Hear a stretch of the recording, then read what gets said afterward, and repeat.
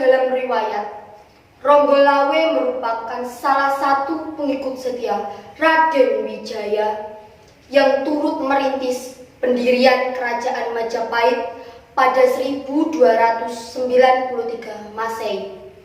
Selain beberapa tokoh penting lainnya seperti Arya Wiraraja, Nambi, Kebo Anabrang, juga Lembu Sora. Ronggolawe adalah salah satu putra Arya Wiraraja, Bupati Sumeneb di Pulau Madura. Selain itu, Ronggolawe juga berkerabat dengan Lembu Sora, yang tidak lain adalah pamannya. 3 orang yang terikat jalinan keluarga ini mengabdi di Majapahit sejak era Raja pertama, Raden Wijaya atau Kertarajasa Jayawardhana. Tak lama setelah Majapahit berdiri, tepatnya pada 12 November 1293, Raden Wijaya menunjuk Ronggolawe sebagai Adipati Tuban, wilayah taklukan Majapahit di pesisir pantai utara. Namun, keputusan raja tersebut tidak memuaskan Ronggolawe. Ia merasa seharusnya mendapatkan posisi yang lebih baik. Kekesalan Ronggolawe semakin memuncak lantaran Raden Wijaya mengangkat Nambi sebagai Rakyan Patih atau Perdana Menteri. Rakyan Patih adalah jabatan paling tinggi dalam struktur pemerintahan Kerajaan Majapahit di bawah raja. Menurut Ronggolawe, jabatan Rakyan Patih lebih pantas disandang oleh Lembu Sora pamannya. Lembu Sora bagi Ronggolawe jauh lebih berjasa daripada Nambi dalam perjuangan mendirikan Kerajaan Majapahit. Namun, Lembu Sora ternyata memilih patuh atas kebijakan raja. Ia juga menasihati Ronggolawe agar memohon maaf kepada Raden Wijaya. Akan tetapi, Ronggolawe tidak mau dan memilih kembali ke Tuban. Sikap Ronggolawe ini memantik intrik di internal istana.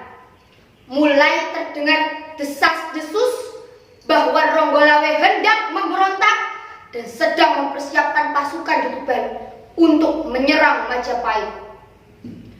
Hasutan juga terdengar di sekitar Raden Wijaya yang membuat sang raja terpaksa memerintahkan Nambi bersama Lembu Sora dan Kebo Anabrang menggalang pasukan Majapahit menuju Tuban untuk menghukum Ronggolawe.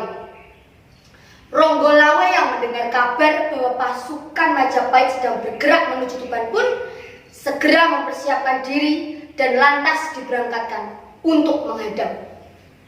Singkat cerita, terjadilah duel 1 lawan 1 antara Ronggolawe menghadapi Kebo Anabrang.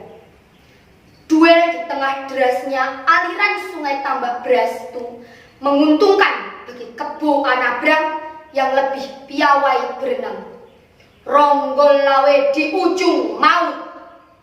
Lehernya dicekik Kebo Anabrang sampai tewas. Lembu Sora yang melihat kejadian itu berada di persimpangan jalan.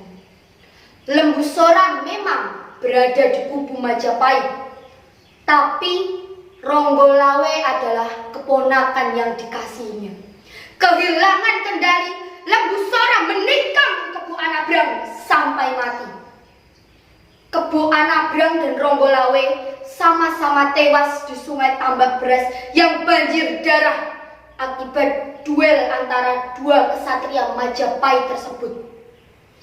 Keduanya adalah sosok yang pernah amat berjasa untuk Majapahit. Upacara kematian Ronggolawe dan Kebo Anabrang pun dilaksanakan sebagaimana mestinya sebagai penghormatan terakhir bagi mereka.